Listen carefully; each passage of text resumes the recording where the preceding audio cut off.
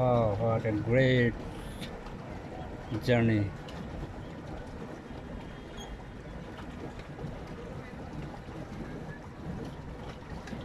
আমরা কায়াকিং করছি, আশেপাশে ভাইয়ারা কায়াকিং করছে, অনেকেই আসলে বিকালবেলা নদীতে অনেকেই ঘুরতে আসছেন। খুবই সুন্দর একটা পরিবেশ, এই গরমের দিনে খুবই ভালো লাগছে। আসলে আমার কাছে সত্যিকার অর্থে অনেকই ভালো লাগছে।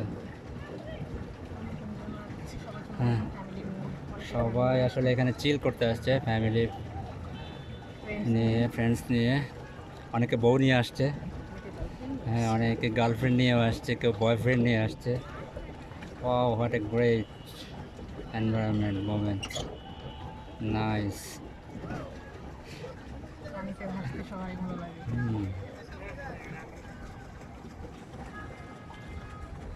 জলের ভাষা পদ্মের মতো, জলের ভাষা মানুষ।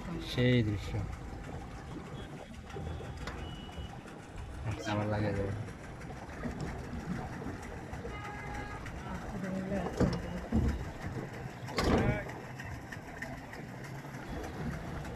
হ্যাঁ, আরেকটা নৌকা চলে যাচ্ছে, লাল নৌকা আমাদের পাশ দিয়ে। ফ্যামিলি এবং বাচ্চাদেরকে নিয়ে ঘুরতেছেন সবাই। কায়াকিংয়ের অনেকগুলো বোট দেখা যাচ্ছে একসাথে, সবাই মজা করছেন আসলে, সেই রকম দৃশ্য আসলে।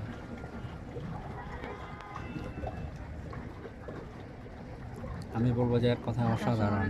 নৌকা চালানোর অভিজ্ঞতা নাই, কোনো অভিজ্ঞতা মানুষ নৌকা চালাচ্ছে, কেউ ভুল করছে, কেউ মজা পাচ্ছে। আসলে হবে না, হবে না, রেডি ছিল।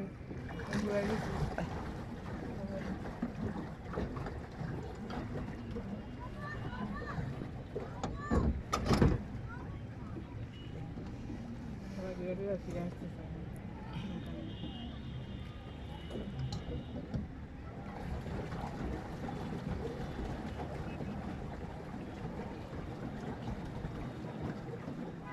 চমৎকার দৃশ্য।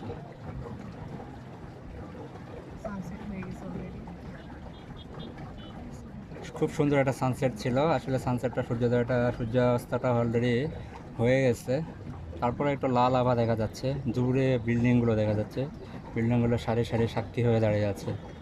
এগুলো আগে ছিল না আসলে, রিসেন্টলি এটা আসলে দিয়াবাড়ির এক্সটেনশনটাই এখানে করা হয়েছে। এদিকে আরেকটা নীল ময়ূরপঙ্খী দেখা যাচ্ছে, ময়ূর বোট, অনেক সুন্দর।